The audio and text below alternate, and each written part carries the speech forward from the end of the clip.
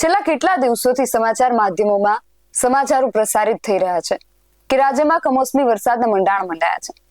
સામાન્યમાં સામાન્ય માણસોએ પણ આ વાતની નોંધ લીધી અને એમને જે પણ તકેદારીના પગલાઓ લેવાના હતા એમણે માવઠા પહેલા જ લઈ લીધા હતા. પરંતુ પાણી પછી પાળ બાંધવા બેસીએ તો એ નિરર્થક જ સાબિત થાય. જો એક સામાન્ય માણસ આટલી તકેદારી રાખી શકે તો એ તંત્ર જેની ઉપર કેટલાક ખેડૂતોની જવાબદારી છે એ ગેરજવાબદાર બનીને બેસી રહે તો. રાજકોટમાં આવું જ થયું છે. માર્કેટિંગ યાર્ડની બેદરકારીના કારણે ખેડૂતોનો મહામૂલો પાક પાણીમાં તણાઈ ગયો હતો.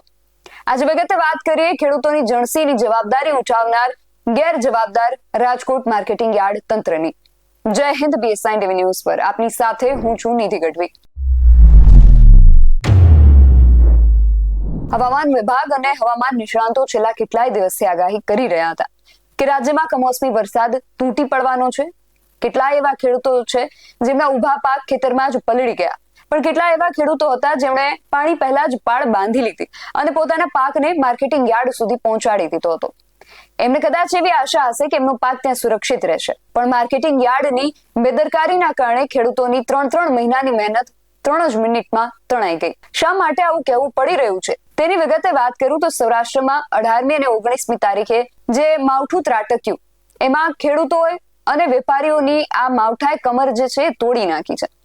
રાજકોટ શહેરના બેડી માર્કેટિંગ યાર્ડમાં કમોસમી વરસાદના કારણે ખેડૂતોને રાતા પાણીએ રોવાનો વારો આવ્યો છે અને મોટું નુકસાન થયું હોવાના જે સમાચાર છે એ પણ સામે આવી રહ્યા છે. આ કમોસમી વરસાદના કારણે બેડી માર્કેટિંગ યાર્ડમાં ખુલ્લામાં પડેલો મગફળીનો જથ્થો વરસાદી પાણીમાં તણાઈ ગયો હતો. જે વિગતો મળી રહી છે મુજબ આશરે 30 થી 40 કરતા પણ વધુ ગુણી જેટલો મગફળીનો જથ્થો જે છે એ સીધો જ પાણીમાં તણાઈ ગયો હતો, જેના કારણે ખેડૂતોને નુકસાની વેઠવાનો વારો આવ્યો છે. માત્ર મગફળી જ નહીં પરંતુ યાર્ડમાં ખુલ્લામાં પડેલો અન્ય જથ્થો પણ વરસાદમાં પલળી ગયો હતો. મગફળી ઉપરાંત એરંડા અને ચણા સહિતનો જથ્થો પણ પલળી ગયા હોવાની વિગતો જે છે એ મળી રહી છે. આ સમગ્ર મામલે રાજકોટ બેડી માર્કેટિંગ યાર્ડના ચેરમેન જયેશ બોગરાને જ્યારે પ્રશ્નો પૂછવામાં આવ્યા ત્યારે તેમણે શું જવાબ આપ્યા એ સાંભળીએ. જયેશભાઈ, ગઈકાલે કમોસમી વરસાદના કારણે જે મગફળીનો જથ્થો હતો તે પાણીમાં પલળી ગયો હતો, તેના દ્રશ્યો પણ સામે આવ્યા હતા. હકીકત શું છે, કેટલો જથ્થો પલળ્યો, નુકસાની કેટલી?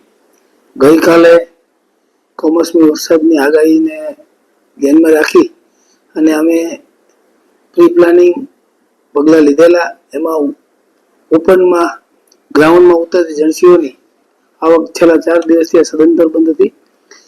અમારી પાસે જેટલા શેડની વ્યવસ્થા છે એ વ્યવસ્થામાં જેટલો જણસીઓ ઉતરતા એ બધી જણસીઓ અમે બધા શેડમાં ઉતારેલી. હરરાજી કાલે પણ ચાલુ હતી, આજે પણ થઈ છે. તેમ છતાં મોટા શેડમાં એક મગફળીનો ઢગલો એક જ ખેડૂતનો માલ હતો અને એ ઢગલો પણ આ શેડમાં ઉતાર્યો હતો, પણ વધુ વરસાદ અને તોફાન પવન સાથે વરસાદ આવવાના કારણે પાણીનો પ્રવાહ આ સેવાળે ઢગલો હતો એટલે પાણીનો આખા યાર્ડનો પાણીનો પ્રવાહ ત્યાંથી પસાર થતો હોય અને પાણીના પ્રવાહ વધવાને કારણે આ ખેડૂતની મગફળી થોડીક તણાણી.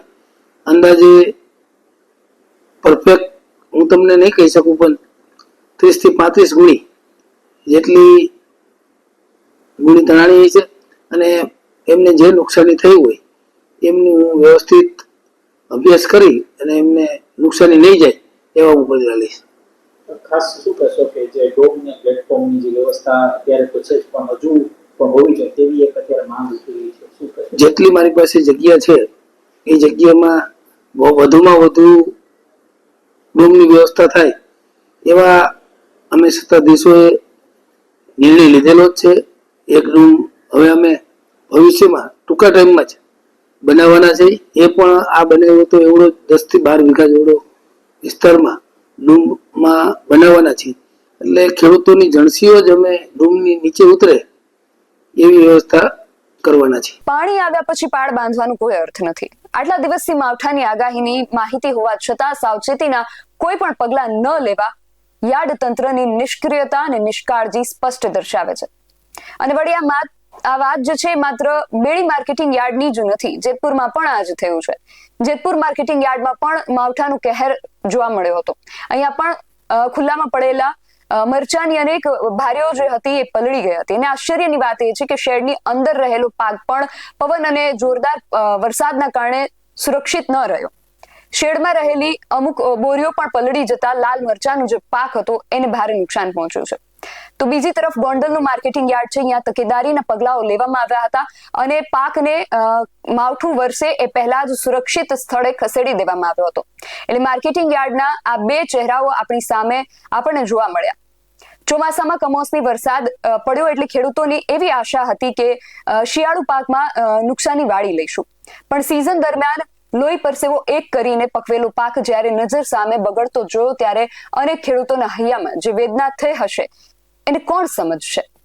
સાથે જ વેપારીઓના મતે પાક પલળી જવાથી હવે તેના યોગ્ય ભાવ મળવા પણ મુશ્કેલ છે, જેની સીધી અસર જે છે એ બજાર અને ખેડૂતોના ખિસ્સા પર પડશે. આજે સમગ્ર વિષય છે એને લઈને તમારું શું માનવું છે અમને કમેન્ટ કરીને ચોક્કસથી જણાવજો. આવા જ વધુ અહેવાલો સાથે મળતા રહીશું. તમે અમારી યુટ્યુબ ચેનલને સબસ્ક્રાઇબ કરવાનું અને અમને ફેસબુક અને ઇન્સ્ટાગ્રામ પર ફોલો કરવાનું ભૂલશો નહીં. બાકી અવનવી અપડેટ્સ માટે આપ જોતા રહો BS9 TV ન્યૂઝ. નમસ્કાર.